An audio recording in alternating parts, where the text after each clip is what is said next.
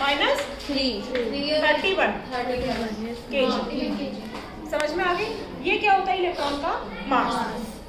एक बार फिर से कि there are 3 particles in the structure of atom. बेटा ना ऐसे तो मुड़ा भी नहीं जा रहा है इसमें, या तो पीछे करना इसको पक्का, मतलब आज करना, अभी तो रहने दो, फिर खत्म हो जाएगा इसके चक्कर में। फिर ये वाली कल डेस्क यहाँ नहीं होनी चाहिए, ठीक है? तो एक डेस्क है ना, उस वाले रूम में रख के आ जाना, बाहर नहीं निकालनी है। सबसे पहले हम बात करेंगे कि एटम में 3 तरीके के पार्टिकल्स होते हैं, proton, electron and the neutron.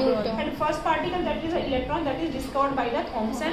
The charge of the electron that is negative and the value of the charge that is 1.6 × 10⁻⁹ and the mass of the electron that is 9.1 × 10⁻31 kg।